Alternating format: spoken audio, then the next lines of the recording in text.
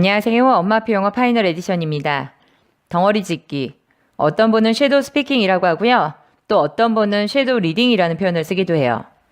또 다른 어떤 분은 섀도우 리스닝이라고도 합니다. 크게 차이가 나진 않습니다.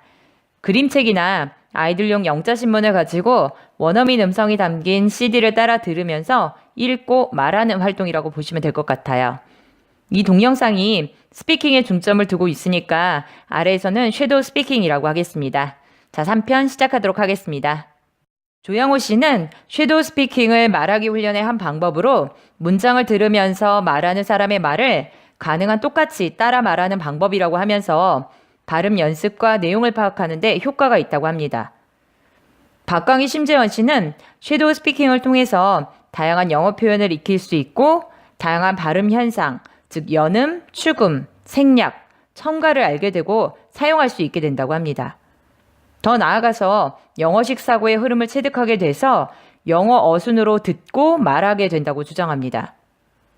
이성엽 씨는 한국인이 발음하기 어려워하는 12개의 알파벳을 발음하는 요령과 영어 리듬의 원리를 설명하면서 발음을 완성하고 리듬을 체득하는 가장 쉽고 빠른 방법으로 섀도우 스피킹을 제시합니다.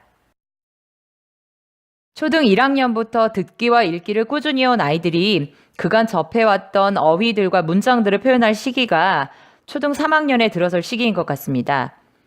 아이가 뭔가를 자꾸 영어로 표현하고자 할 시기죠. 이 시기에 아이가 영어로 표현하는 것을 더 잘하도록 하려면 아이의 영어 학습에 섀도우 스피킹 하는 시간을 별도로 잡으시면 됩니다. 수동적으로 많이 듣고 읽는 활동과 능동적으로 표현하는 활동은 다르죠. 자전거든 피아노든 또 컴퓨터든 모든 활동은 이론을 학습했다고 해서 그것을 현실에 적용할 수 있고 또 성과를 만들어낼 수 있는 것은 아니라고 생각합니다. 이론으로 발음과 리듬이 얼마나 중요한지 알면 뭐 하겠어요? 실제로 발음하고 또 리듬을 타느냐가 중요하죠. 막상 말을 하기 시작하면 이론으로 아는 혀의 위치 그림과 자신의 혀가 따로 놀고 있고 또 문장을 만드는 순간 턱턱 말이 막혀서 리듬이 깨지죠. 극복하는 방법은 맹렬한 훈련밖에 없지 않을까 싶습니다. 많이 듣고 많이 읽은 아이들이 유리하겠죠? CD를 통해서 부지불식간의 발음도 리듬도 익혀왔으니까요. 하지만 그것만이 전부는 아니죠. 많이 말해봐야 합니다. 이 동영상에서 제시하는 학습의 순으로 아이가 학습해 왔다면 섀도우 스피킹으로 그간 익숙해진 발음과 덩어리 소리, 리듬을 빨리 훈련해 나갈 수 있을 거예요. 그런데 한 가지 어려운 문제가 있어요. 바로 지겨움이에요. 아마 대학 다니시면서 섀도우 스피킹 한 번쯤 해보지 않으셨을까 하는 생각을 하는데요. 어떻던가요? 지겹지 않으시던가요? 일정 정도의 시간과 노력을 들이는데도 효과가 있는지 잘 느껴지지가 않죠.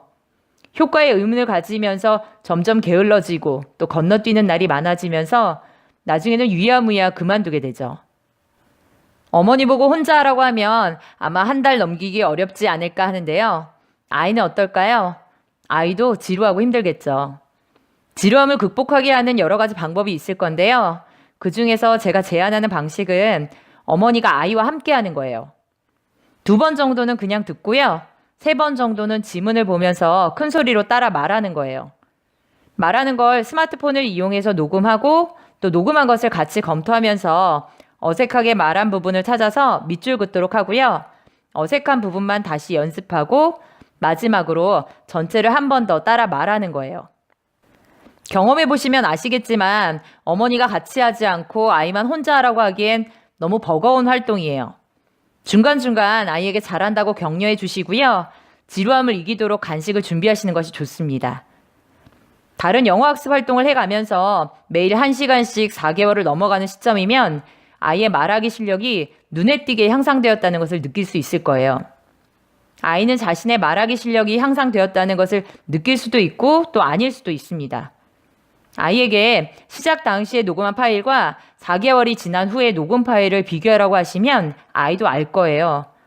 지루하지만 향상된 실력의 증거는 아이로 하여금 섀도우 스피킹의 지루함을 견디게 할 거예요. 상기의 섀도우 스피킹을 중요시했던 저자들은 모두 적절한 섀도우 스피킹 훈련을 위한 짧은 지문과 음원 파일들을 제공하고 있습니다. 특히 박광희 씨 등은 영어 낭독 훈련 실천 다이어리를 통해서 100일간 훈련할 자료와 음원 파일을 제공합니다. 심지원 씨 같은 경우는 영어 리듬 훈련이란 책을 통해서 21일짜리 속성 프로그램 책도 제공하고 있고요. 그런데 섀도우 스피킹 언제까지 해야 할까요?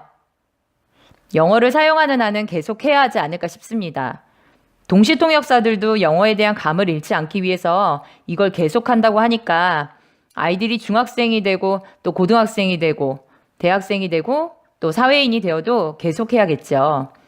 다만 훈련의 내용물이 동화에서 소설로 또 소설에서 뉴스 기사로 바뀌어 나가겠죠. 만약에 아이가 지루함을 못 이겨서 강하게 반발하면 학기 중에는 끊었다가 방학 때만 도입하는 것도 효과적일 수 있어요.